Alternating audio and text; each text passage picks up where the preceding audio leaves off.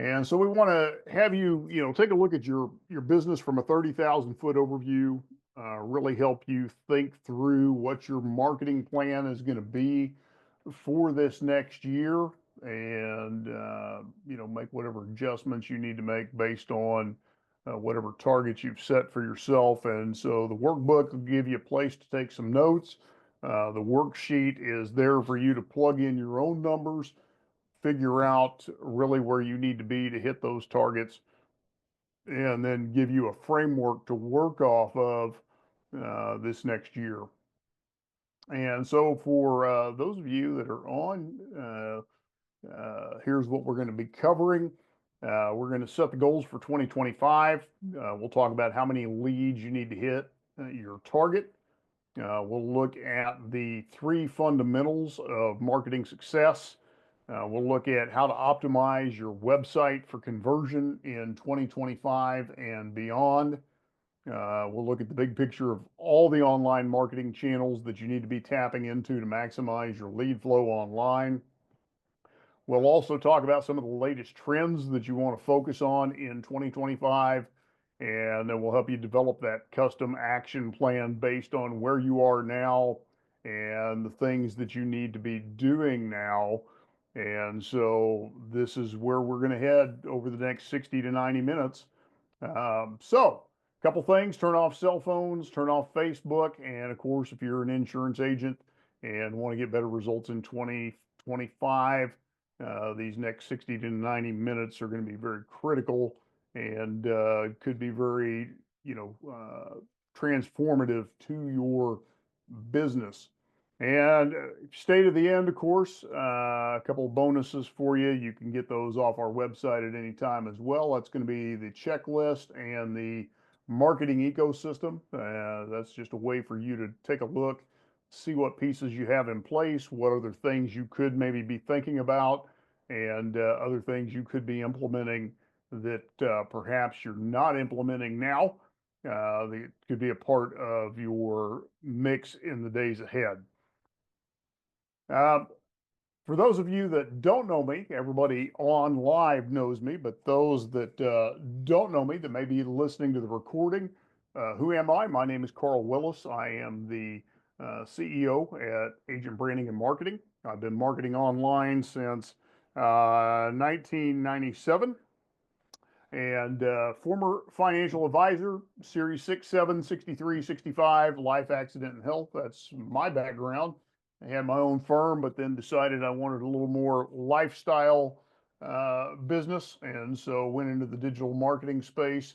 The author of Internet Marketing for Small Business, creator of the Marketing Classroom, international keynote speaker on business growth and lead generation, and then widely accepted as the go-to expert for insurance agency digital marketing strategy, and work with local insurance agents throughout the United States. Some of the agents we work with, some of you are on this webinar as well. Sean Chapman there in Wichita, Kansas, Paul Cashman in Santa Barbara, U.S. Home and Auto in Maryland, and Mike Hansen in Idaho, just a few of our clients that we work with across the country. So we have a mix of independent and captive agents, and that's what we work with exclusively as insurance agents. And so the question for you, first thing I want to start off with, is what is the hardest part about marketing your insurance agency online? What's the biggest thing that you struggle with? And if you're like most agents that we talk to, there's a couple of things that we hear over and over again. Number one is consistent lead flow. Number two is not just consistent lead flow, but consistent quality lead flow, especially if you've been buying leads.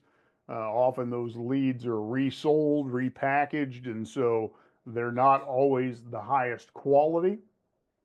Another challenging part that we hear about marketing your insurance agency online, especially if you're captive, there are some limitations to what you're able to do. And so how do you make yourself look different from everybody else that shares the same brand name as you?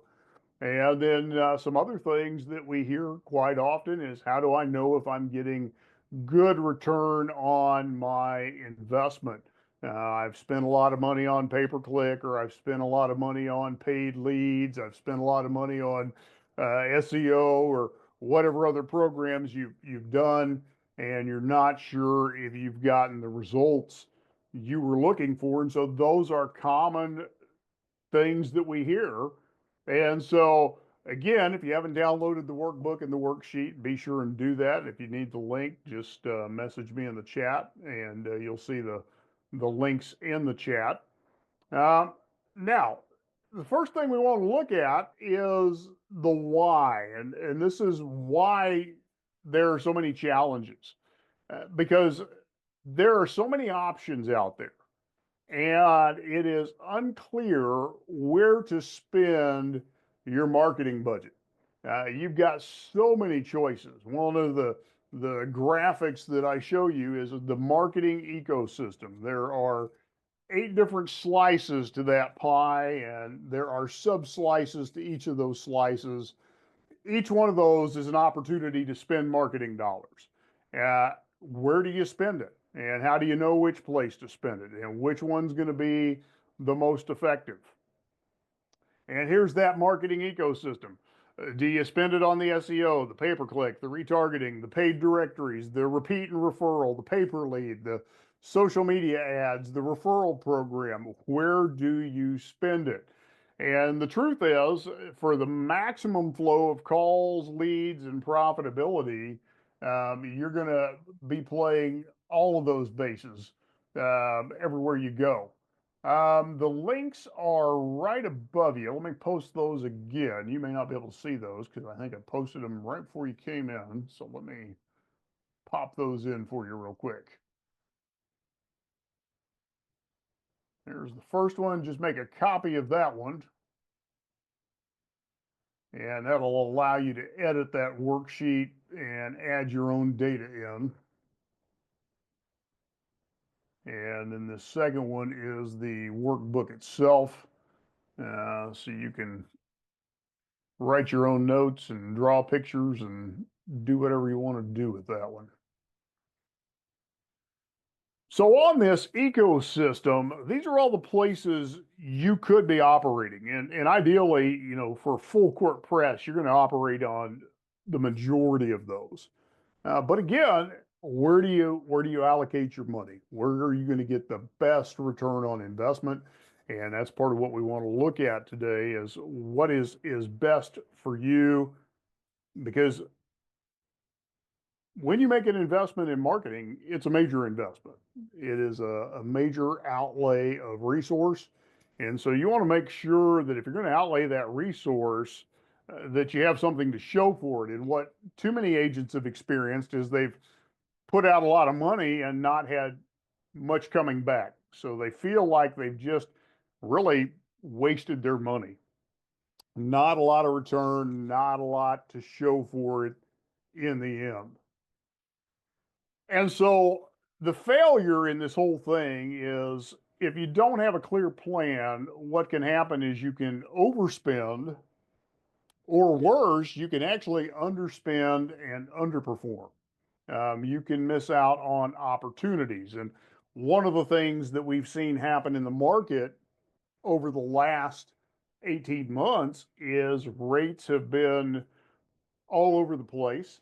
And so the consumer has been in shopping mode. And so there's been an opportunity for the agent who is aggressive. And so a lot of agents have missed out on that opportunity because they were underspending.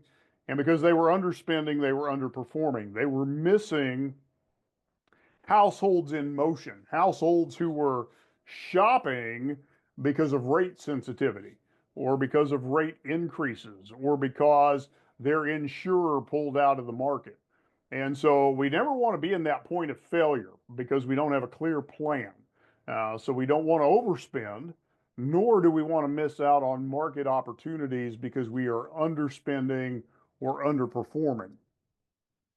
So the real opportunity is to have a clear plan with goals, targets, and key performance indicators. And the more clear we are on those goals, targets, and key performance indicators, the better we are going to do in our overall performance. So what we want to do is we want to generate enough leads to hit our targets. And we also want to keep our teams working, steadily working. So we want to keep our crew of people in the office busy. We don't want them sitting around wondering what they should be doing next. We want to keep them moving forward all the time. And we want to have a great return on investment. So for every dollar we put out there, we want to have multiple dollars coming back to us. And so we want to have a positive return on investment anytime we put marketing dollars out there, anytime we deploy capital to be working for our benefit, we want to make sure it's producing a good return on the investment. And so real success looks like this. We maximize our lead flow and we hit our sales goals for 2025. Every dollar we put out is returning multiple dollars back to us in return. So the first thing we need to do is we need to set clear goals. We need to have clear intentions. We need to be very clear on where we're headed. And so we always start with this because without clarity, what we're going to do is we're just going to really be throwing money at anything and not be very strategic at what we're doing. And so we want to set those clear goals. And so first of all, what are your goals for 2025? Brian Tracy says success is goals, all else is commentary. And so we don't want to be guilty of commentary. We want to really build for success. And the thing is, if we don't have clear goals, we're just like this sailboat without any wind. We're just adrift, and we're going to go wherever the current takes us with no real clear direction. But when we have clear goals, what happens is we get wind in our sails and we can drive through the water. We can move quickly towards our end result, towards the objective. And so we want to get that wind in our sails. We want to be moving forward with precision. There was a Harvard study in 1979 where they were interviewing graduates that year. And what they looked at was 84% had no specific goals.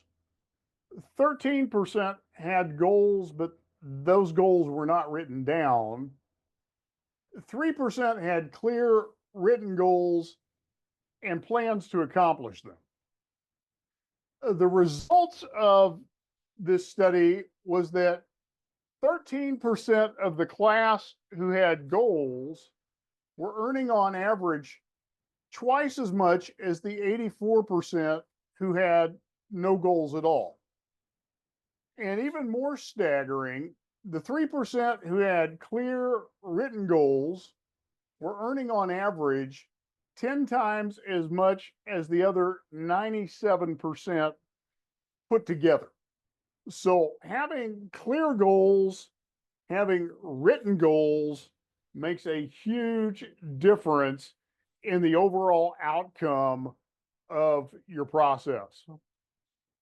And so we want to give you a bit of a goal setting framework here. Number one, you need to have written goals and plans. You want to set a minimum of a 1-year goal. You want to have quarterly goals. Good grief, got too many things going here. And monthly goals. And then you want to have stopping points at the beginning of each new year and the end of each quarter to reflect how you did based on what you set for your goal and what you are going to do going forward. Dock that to the top. There we go. That's what I was looking for. Got too many distractions going on here. There we go.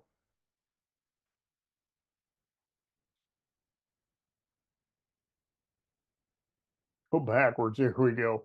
So now let's talk about, you've got your goal setting framework, 1-year goal, quarterly goals, monthly goals.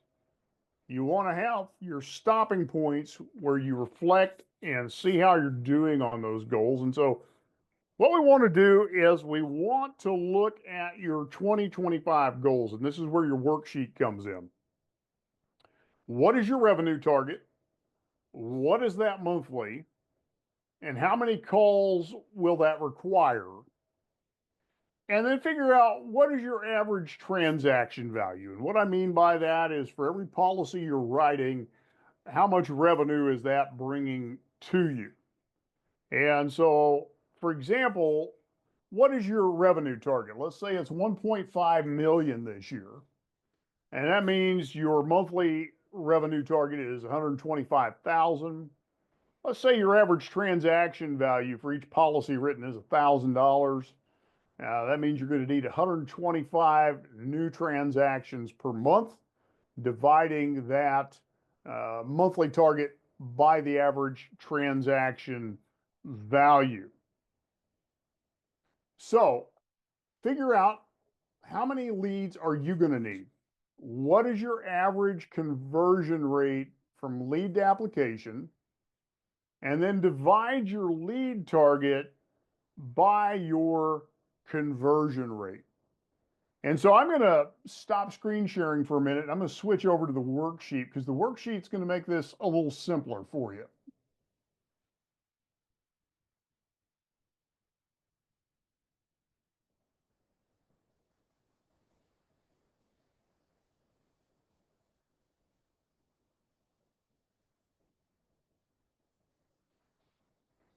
Bear with me just a minute to get this link copied.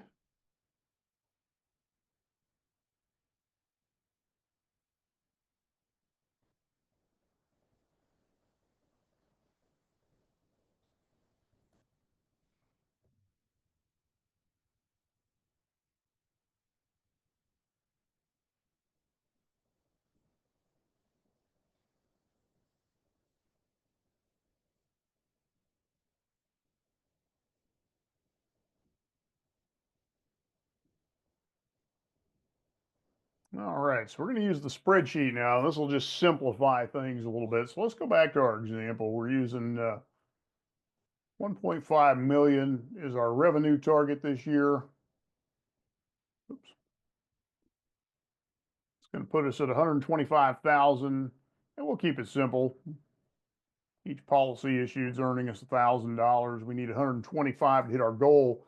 Now, here's where I want us to be able to utilize this a little bit. It would take 125 applications per month to hit that monthly goal. Now, there's some things we could manipulate that would change these numbers a little bit. Because what we're looking for is the amount of leads that we need and the amount of budget that we need. So if we're converting from caller to application, and the way I've got this is if your conversion rate from caller slash lead to application is 15%, then you're going to need 833 leads a month to get those 125 applications. And if your average cost per lead generated is $25, you're going to need to spend almost $21,000. So one of the easiest things to do would be to just simply improve this sales percentage right here, improve the internal sales, get that to 40% closing ratio. And now instead of 800 leads a month, you only need 313 leads a month. And if you're paying $25 per lead, that's bringing that budget down to about 7,800. Now, next thing we might want to do is see if we can't get our cost per lead down a little bit. So let's say we drop that cost per lead down to about $15 per lead. Well, now we need about $4,700 a month to generate those same numbers. So this is something you can be playing with a little bit. Maybe you want to refocus what it is that you are going to spend most of your time promoting to your customer base. So instead of $1,000 average, value on an application, maybe you hit a sweet spot to where you're able to move this up to 1,200. So now you only need 104 applications and you're closing at 40%. You get your lead cost down to $15. Now you only need 260 leads a month, and you've brought your budget down under 4,000 a month. You're down to 3,900 a month. So you can play with this spreadsheet and kind of figure out where your numbers need to be. And a couple things that I've done to just kind of help you a little bit is I've given you just some average cost per lead by source across the country. Now, this is nationwide. In some areas it's going to be higher, some areas it's going to be lower. It just depends on where you're at. But the average cost per lead for pay-per-click nationwide is about $40 per click or per lead using pay-per-click for auto, 55 for homeowners, 75 for life insurance. If you're using Google local service ads, it's 30, 35, and 45. If you're doing repeat and referral business, a $5 cup of coffee will generally get you one of those. And the blended average is going to be somewhere around 25, 35, and 42.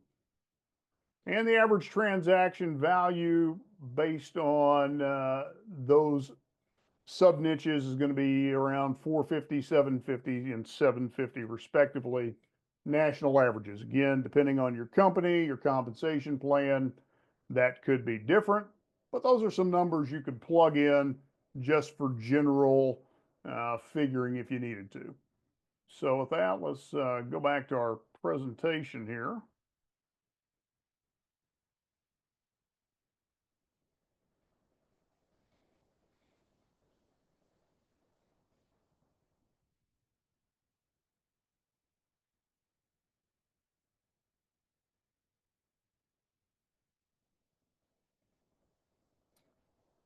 You'll have to bear with me. I am on the road today, so I don't have my normal two-screen setup. So it's a little slower.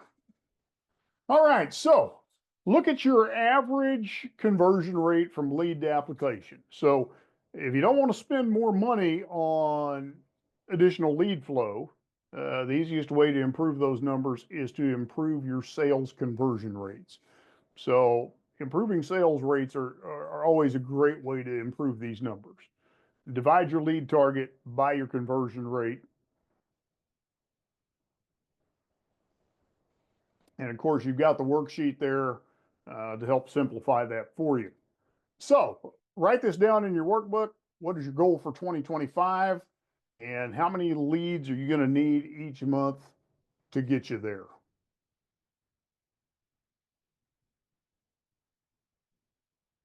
So now that you've figured out what your target is, what you have to look at next is who are you going to be talking to get you to those numbers? Who's your ideal market? Who's your best customer? Not every customer is your ideal customer. So laughingly, just because they have a pulse and they can fog a mirror doesn't mean that they should be your customer. So we want to look at who is your ideal customer. And then you want to look at updating your marketing message to match up to that customer. So you are drawing the right types of people to your agency. So who is that ideal customer for you? And in marketing terms, we call that your customer avatar. Now, this is a little fuzzy on the screen, but what this basically says is we're going to look at their goals and frustrations. And so their pains and frustrations are what they're experiencing now. Their goals and desires is what they want to move towards, and they want to move away from those pains and frustrations. Their fears and the implications that they're dealing with are also what they want to move away from, and they want to move towards their dreams and aspirations, but those dreams and aspirations are eventual. And so we want to move them from pain and frustration and fear to goals and desires and dreams and aspirations. That's our real job, is to help paint that picture of what could be. And so be thinking about your ideal customer avatar. So I've just kind of drawn one out for you here. The demographics of this individual, they're a homeowner, 35 plus years of age, typically female, occasionally male, married with 2 to 3 kids, head of household, 65,000 plus in annual household income, family oriented, reliable, easily frustrated. They like to please people and they expect the same in return. They like gardening, crafts, and arts. They live in the suburbs. They are upper middle class neighborhood dwellers. They take an interest in their community. Here's their pains and frustrations. They are overwhelmed by demands on their time. They don't feel valued. They would like more balance in their life. They're just too busy to deal with it. And when I say it, that means just about anything. They are worried that they are one crisis away from a disaster. Here's their fears and the implications of those fears. They fear being ripped off or overcharged. They fear paying too much for something they could have gotten cheaper elsewhere. They fear having increased liability exposure. They are concerned about career stability. They want to make sure their children have the best opportunities, and they are concerned about hidden charges and fees on their bill. And here's their goals and desires. They want to have a beautiful home. They want to take care of their family. They want more income, money, and wealth. They want to live in a nicer, more luxurious house. They want to drive a nicer car. They want their kids to be healthy, happy, and successful. They want to spend more time with family. They want to travel and have fun with family. They want the respect and approval of friends, family, and relatives, and they want peace of mind. And of course, Mike, since you're on here, we just don't want them to use that in their marketing or as a hashtag. Now, here's the thing about having that avatar. If you can see Joe Jones through Joe Jones's eyes, you can sell what Joe Jones buys. And what that allows you to do is match your messaging up to those hopes, fears, dreams, and aspirations. And so you can begin to speak their language. And so what that allows you to do is it allows you to craft your specific message as though you were speaking to that unique individual one on one. And so this is an important question. I want you to take just a moment or two to answer this for yourself. Why should someone choose, that should say, to do business with you versus the competition?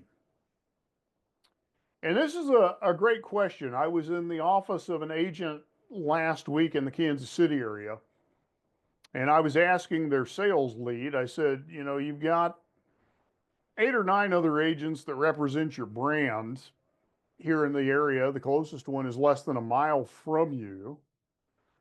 And if I've been at home watching college football all weekend and your company has worn me down with advertisements, why do I want to do business with your office and not the office of one of the other agents? What makes you so special? That's really the question I want you to answer here. Why would someone choose to do business with you versus the competition? And when we say the competition, that doesn't necessarily mean the other brand. If you are a captive agent, let's be honest, your competition is the person that wears the same logo as you. Their office is probably within 2 to 3 miles of your location. So why should somebody do business with you as opposed to them? You offer the same services. And then secondarily, what benefits do you offer that your target customer avatar will resonate with? So what is that unique selling proposition that you offer that sets you apart? Is it experience? Is it your background? Is it your involvement in the community? In the case of the agent that I was visiting with last week, there were a couple things we keyed into. Number one was experience. In their office, 2/3 of the office staff had at least 30 years of experience with the company. If you put them all together, they had over 100 years of combined experience. This agent was a second generation agent for the company. Uh, Also a big sports fan for the local sports teams and also a car buff. So there were a lot of things that could be brought into the conversation that a customer avatar would resonate with. And so those were things that I was coaching this agent and his team on in how to get a competitive edge against the in house competition. So you want to create messaging that works. So in the case of this avatar, you want to talk about things like personalized service, straightforward pricing or upfront pricing, or satisfaction guarantee. And I always like this one, just being a trustworthy local advisor or expert, especially in the insurance market. So many people are tired of talking to call center reps. And the fact that they can sit down with you face to face gives you a competitive edge. You need to bring that to bear. What makes you different? You can sit down with me. You can sit down with my team and look us in the eye and we can have a conversation. Messaging that works. And you can make the case. Fast turnaround of policy applications, money saving offers, dedicated customer managers, clean cut professional staff, great service guaranteed. But you've got to present your case in your marketing. You've got to play with the resistance before they ever get to your front door. Make those your talking points. So, what's your message? What is it that you're saying to your customer avatar? What are they hearing from you? What is it that you're putting out in front of them? And then we can look at media. How are you going to get that message in front of that audience? How are you going to talk to those individuals and tell them specifically what it is you're able to do for them with that unique message that you've crafted for them individually? And so when we talk about how you do it, first thing is we want to make sure that your hub converts. And when we talk about your hub, we're talking about your website. And in today's world, really, you have two hubs. You have your website and your Google Business Profile. But specifically, we're going to talk about your website. Now, if you're a captive agent, you don't have a lot of control over that. But there are a few things that you can tweak to still make it more conversion friendly than just the standard static website that your company might give you. But let's talk about how a website can be set up to convert visitors to leads. This is US Home and Auto in the Baltimore area.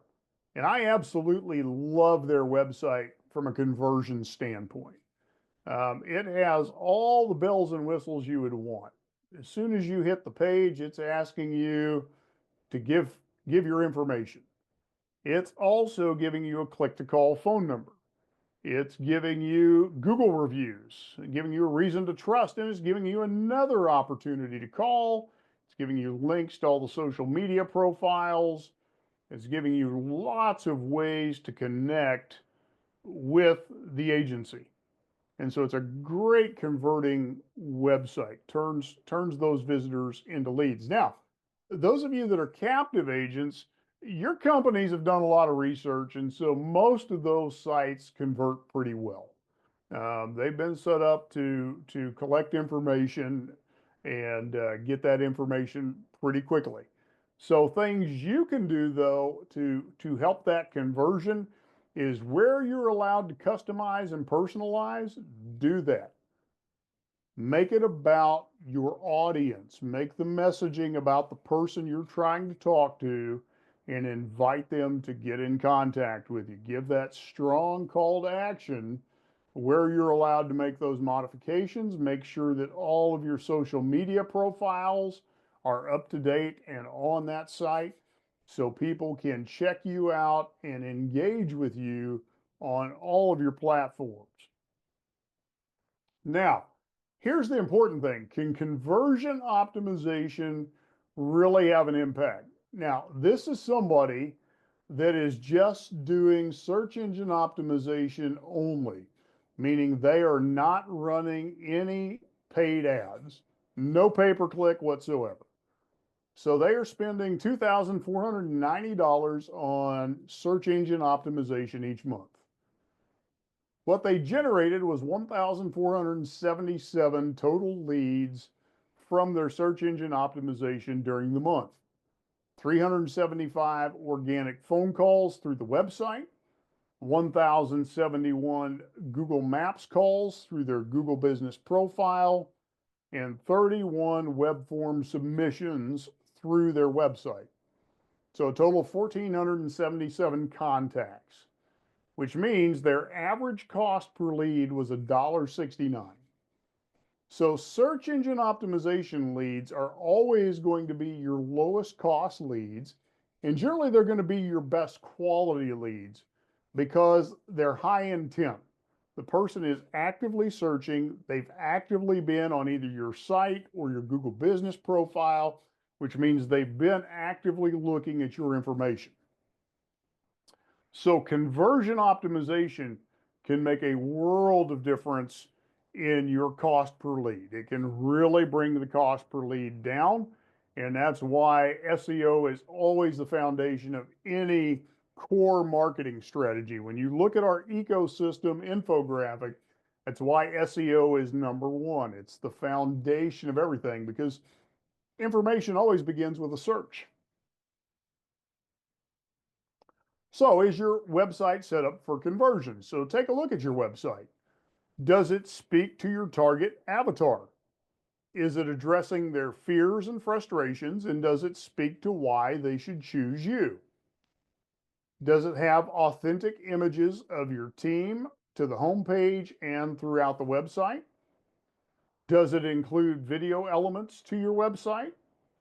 A website welcome video, videos for each of your services, a video explaining why someone should contact you versus the competition. Again, if you're a captive agent, you're going to be somewhat limited in that, but if you're independent, you've got some freedom there. Does it showcase your online reviews more prominently on the homepage? That's something the US Home and Auto page does well. Does it make it easy for them to take action and get in contact with your company? Make sure you get the basics in order. Phone number in the upper right-hand corner or the upper left. Ensure that there's a web form that customers can fill out front and center. Add credibility with authority symbols, Better Business Bureau, Angie's List, Chamber of Commerce, things like that. Are there calls to action on each page that speak to your customer and tell them exactly what to do next? Are you giving them the opportunity to engage via chat? And are you leveraging marketing automation and SMS to maximize your lead conversion rates? And depending again on whether you're captive, independent, how your site is set up, you may or may not have SMS capability. So look at your website real quick. Is it built to convert? And as you take a quick glance at it, what things do you need to tweak? What adjustments could you make to make it perform better from a conversion standpoint? So here's the biggest marketing issue that faces insurance agents, and that is unconverted leads. Here's the real problem. 50 to 60% of inbound traffic leaves unconverted from a website. And surprisingly, 90% of web forms actually fail to convert. So what has to happen is we've got to change that paradigm. Here's the real issue. Leads that are not followed up within 15 minutes go cold. So the average customer must be followed up with at least 5 to 7 times before they become a client. And today's consumers prefer to interact via text message versus phone call or email. Now, here's an interesting little side note. Facebook is actually now giving badges to businesses that respond to inquiries on their business page through Messenger in 15 minutes or less, 90% of the time, you get a badge for being responsive. So that really is the trend. Even Facebook rewards businesses for operating that way. So here's the solution. Leverage marketing automation to follow up with web forms within the first 2 minutes of submission via phone, email, and text message. Now, if you're a captive agent, you'll have to see if your company's CRM system has that capability.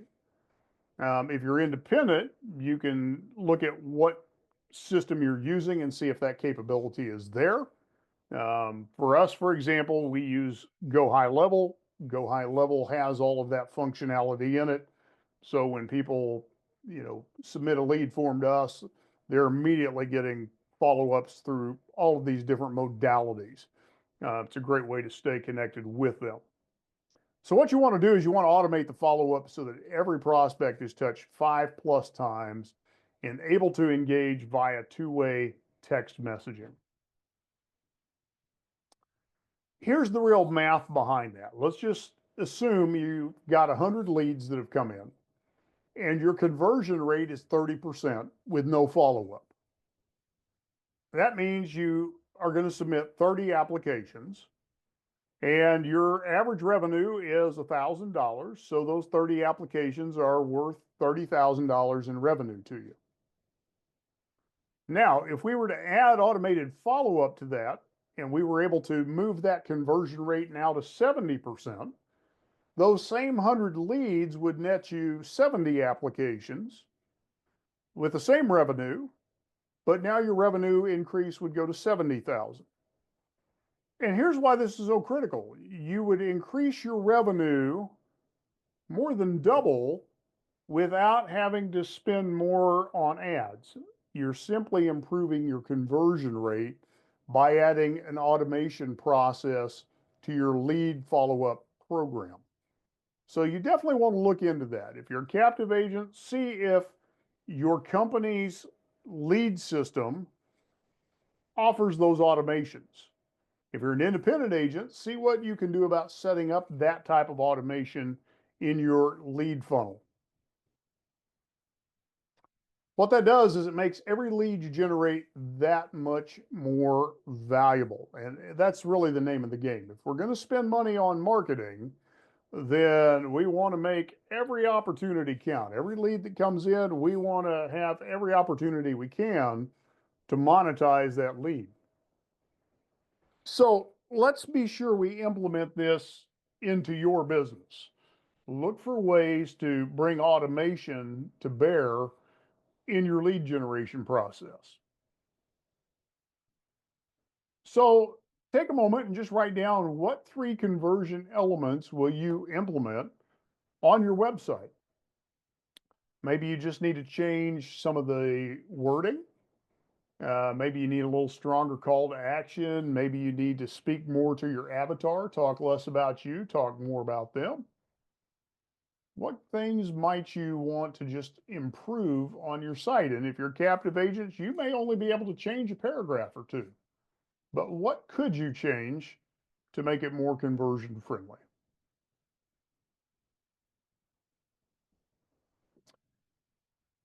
So be sure and write down your takeaways. What did you learn? What did you notice? If there's anything you want to share with your team, be sure and make a note of those things.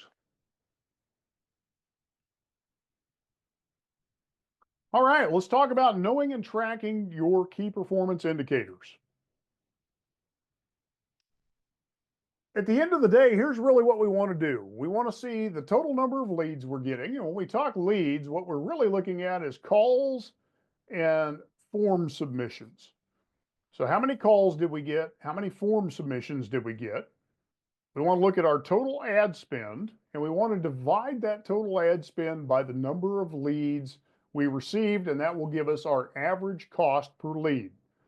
So in this case, this client received 513 leads, and the breakdown of that was 121 organic calls, 112 pay-per-click calls, 258 calls from their Google business profile, and 22 web form submissions.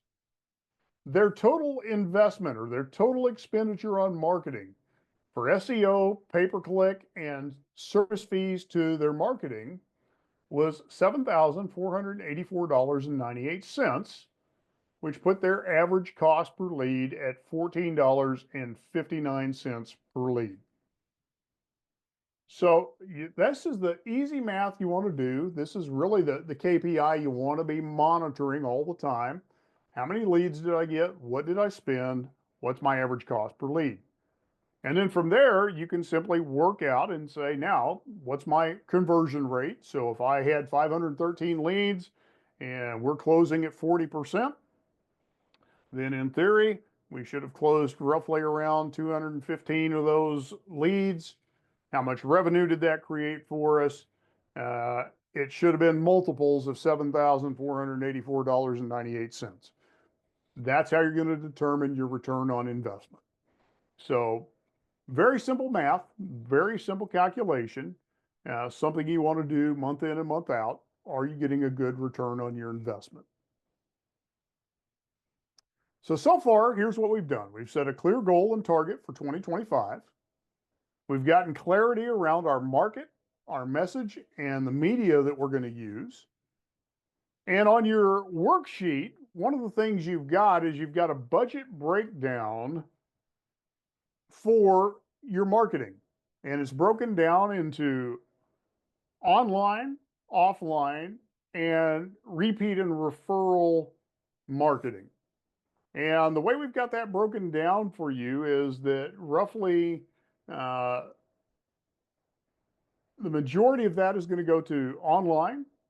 You're going to have a small percentage that is going to go to your offline, and then you've got a small percentage for referral. And again, you can play with those numbers. And then we also break it out. About 30% of that is for SEO. And then you have about 55% of that is for pay-per-click, and the rest is for retargeting and for referrals. And so again, you can play with those numbers, and you can also play with the percentages.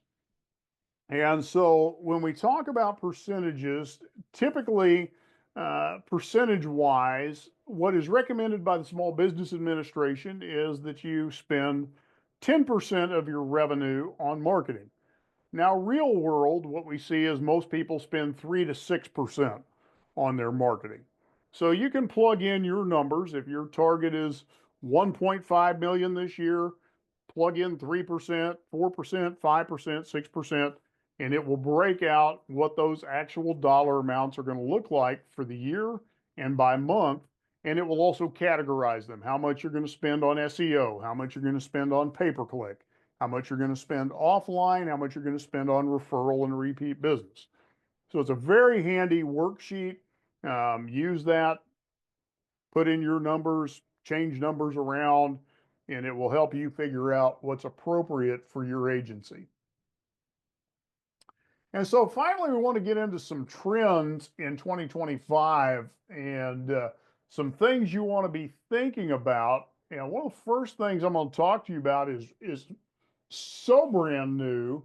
It's literally just come on the scene here in about the last 30 days for insurance agents. And that is Google local search ads or local service ads. And Google local service ads primarily up to this point have been for contractors, locksmiths, veterinarians, chiropractors, uh, electricians, plumbers, those types of people. Well, as of December, they've also expanded to insurance agencies. And what's interesting about this is, as you can see, I did an insurance search. I just pulled this right before the webinar. Insurance agents, Los Angeles. And the way that Google is stacking this is the Google local service ads, excuse me, are going on top of the actual standard ads, the pay-per-click ads. And here's the way this works. So you'll see it, I have it at the top of the screen. Google local service ads, Google screened. So the way this program works in the home services side of things, it's called Google Guaranteed.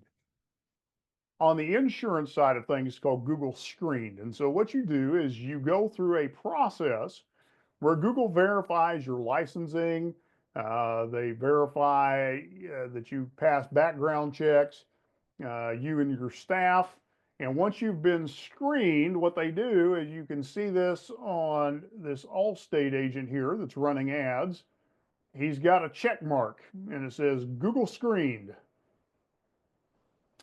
And what Google is saying is we are putting our stamp of approval on his agency because he's passed our screening process. Now, in the home services realm, Google actually is willing to pay some money if the consumer has a bad experience. Uh, on the screening side of things, what they're doing is they're saying we are validating. Uh, there is no cost for that other than if you are running the ads. So great question, Mike. So what is happening here is they will screen, and anybody that has been screened gets put into this segment here, insurance agencies. So this is actually above the normal local maps listings. This is just the screened insurance agencies. The maps listings are actually down below the ads. So we'll get into this here in a minute. Google's going to give preferential treatment to everybody that fits this screening category. Now, here's the other piece, and this is why we're bringing this up. This is a pay-per-lead program. And unlike other lead vendors that you're used to, these are not leads that are resold. These are leads that Google is screening and sending directly to you. And so you can see this Allstate agent is running a sponsored local service ad. And so I can message that agent or I can ask for their phone number. And when I do that, that call is recorded or that message is recorded, and that agent is charged for that lead. Now, when they get that lead, there is a CRM inside of Google's local service ad platform, and that agent will be able to mark this was a valid lead, a good lead, or it was a bad lead, and they can reject it. And Google will do quality control on those. And if it was a bad lead, they will actually credit the cost of the lead back to the agent. And so it's a very efficient process. It works very well in the contracting space, works very well in the home service space. And so that is something that has now been rolled out to the insurance space. And so how well is this working? Well, it's just rolled out to insurance agents, so that's hard to say. Um, our other agency that we have works with home remodeling contractors and residential construction companies. It works extremely well in that environment. In fact, we normally will start contractors in that agency with Google local service ads before we will ever put them into pay-per-click because it's much more efficient.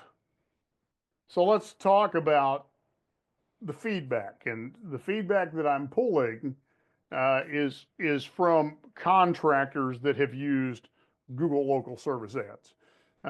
They view it as a major organic lead source because even if you're not running the ads, the fact that you have Google's check mark and it says Google screened or Google guaranteed, people will see those listings before they will see the normal local listings.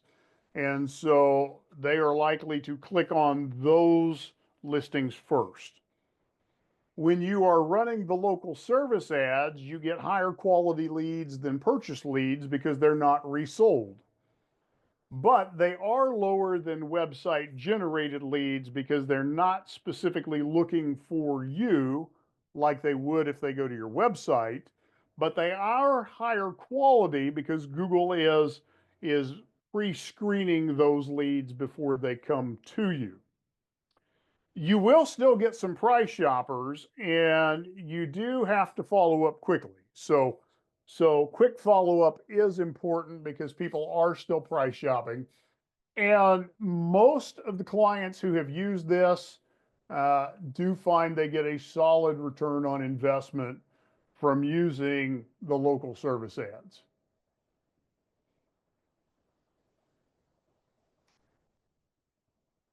How new in the insurance space? Rolled out this month. So Google actually broke out new categories in December. So new that I stumbled upon it because in the contractor space, they broke out general contractors into different categories, and I happened to roll across it looking for a category for a contractor. That's how I found out that insurance agents were now included. It used to only be financial advisors that were included in local service ads. So that's how new it is.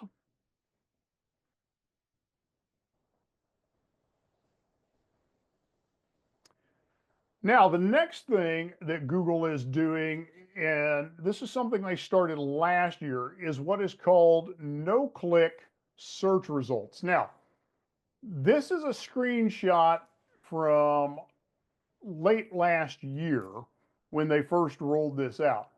What I just showed you with the Google LSA, the Google LSA actually sits on top up here. So where you see all maps, images, shopping, news, more, the Google LSA information actually sits right under that line above this first ad.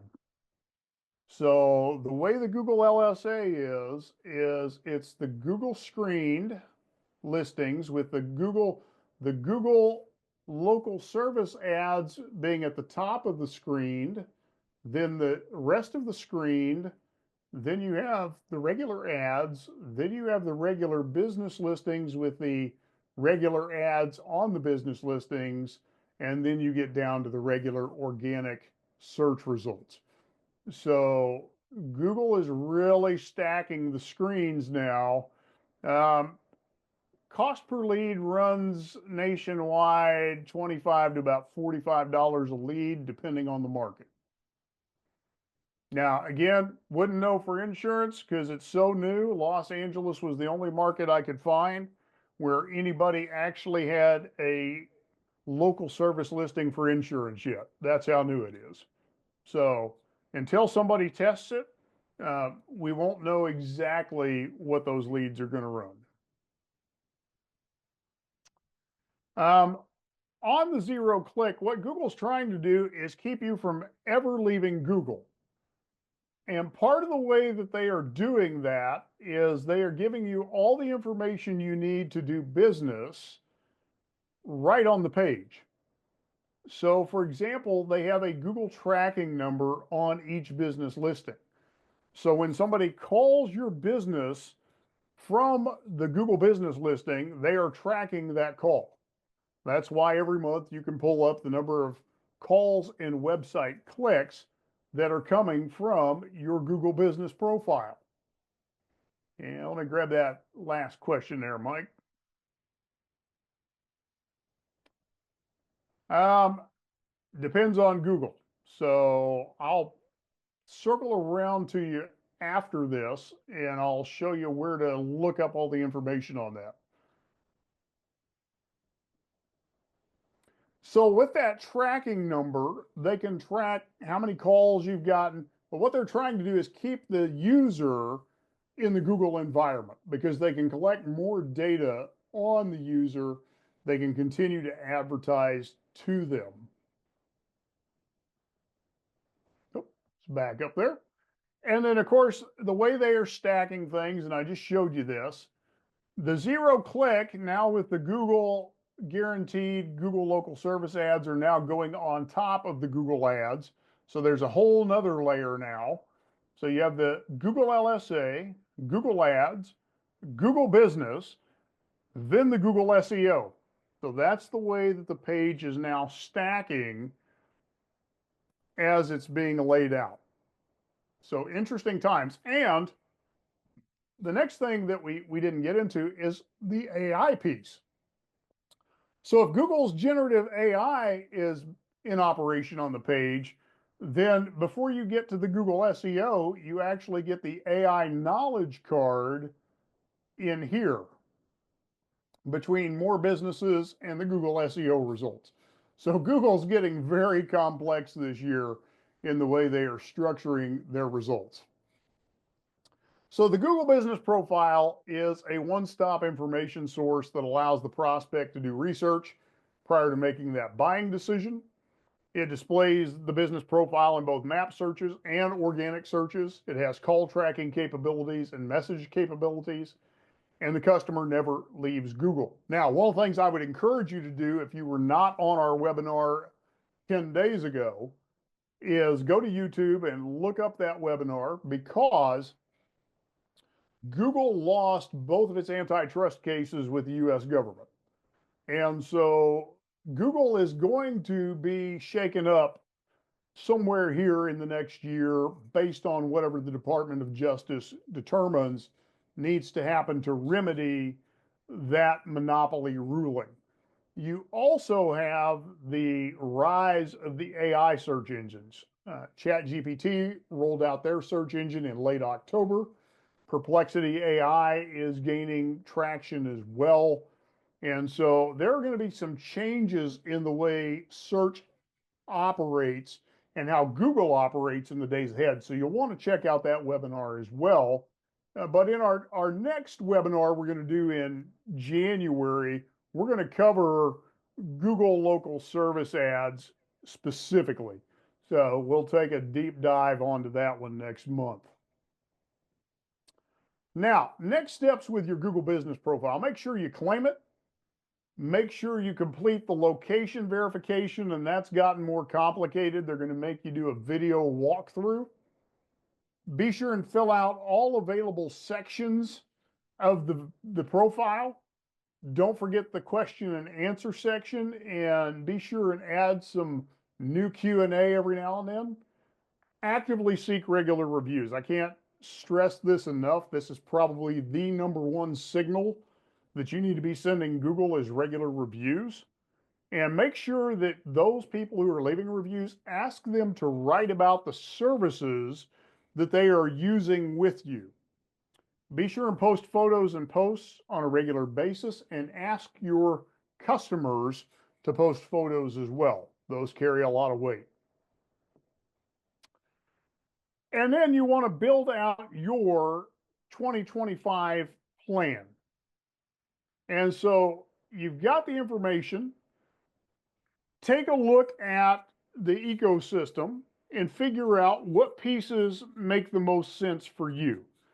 You know what your targets are, you know what your budget is, you know what your conversion rates are, you know what kind of ad spend you want to work with. Which pieces make the most sense for you? And so you've got the ecosystem graphic in your workbook. And so that will help you determine what's most appropriate for your situation. And then we've got client case studies. And Mike, you're on the call, and we're going to talk about you for a minute. So your company optimizes your website. We're doing SEO for you. We're doing Google Maps optimization. We're focusing on reviews and reputation, running pay-per-click. You've got your social media presence. Company's doing email marketing, and we're also tracking KPIs. You're based in Caldwell, Idaho, serving the greater Boise area, 7-year State Farm agent. And I was figuring up your stats last month. This was roughly where your stats landed. Total marketing spend was $2,500, 182 total contacts. That puts your average cost per lead at around $13.73. And Mike typically writes about 130 to 150 new applications per month. So that gives you an idea of what having a well-rounded marketing strategy looks like, whether you're a captive agent or an independent agent. Putting all these pieces together will give you a very consistent lead flow, and it'll give you a very decent cost per lead, especially when you consider, what you may be paying a lead aggregator. You may get a little lower cost per lead with an aggregator, but you're paying for a lead that's been resold 3 to 10 times to other agents. So these are exclusive leads that are coming to Mike, and so that makes it a whole different story. Now, the other thing that you've got is you can always download our checklist. Go through that checklist. It'll just show you um, what all you have in place, what all you may want to put in place, what's missing, what could be done better. And so we have that available to you. And then you've got the ecosystem graphic there in your workbook. It's also on our website. You can download that, take a closer look at it, and then write down what your top 3 marketing initiatives are that you need to implement to hit your goal in 2025. Is that a different marketing strategy? Is that more ad spend? Is that better conversion rates? Is that a better sales process? Is that a better follow-up process? What are those top 3 marketing initiatives that you need to implement to hit your 2025 goal, to hit your revenue numbers? So be sure and write that down, get it down on paper, and then focus on those 3 things. We've thrown a lot at you, so just focus on the 3 things that make the most sense. And then what did you learn? What did you notice?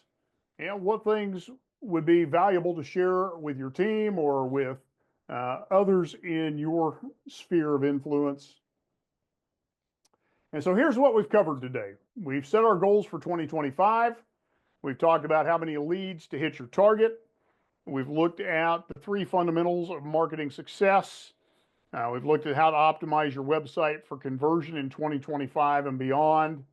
We've looked at the big picture of all the online marketing channels you should be tapping into to maximize your lead flow online.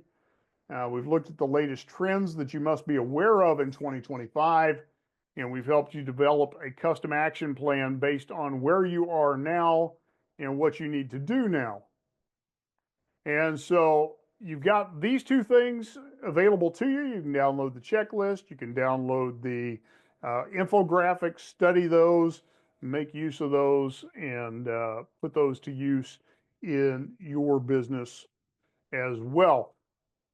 Also, if you'd like to look at how to apply these things into your business, you're not a client, you'd like to see about working with us, you can go to agentbrandingandmarketing.com/schedule and schedule a call with us. We do a 2-step call process. The first is a discovery call with Rana. Rana will get some basic information on your agency, and she will forward that to me so I can do some due diligence and carefully put together a strategy proposal for you on the second call, which is a deeper follow-up strategy call. Also on the website, there is our entire podcast library, our blog library, and a link to our YouTube channel, which has a lot of video content for you as well. That being said, I'm going to stop the recording, and I want to thank you for joining us today and taking time out to build out your 2025 plan.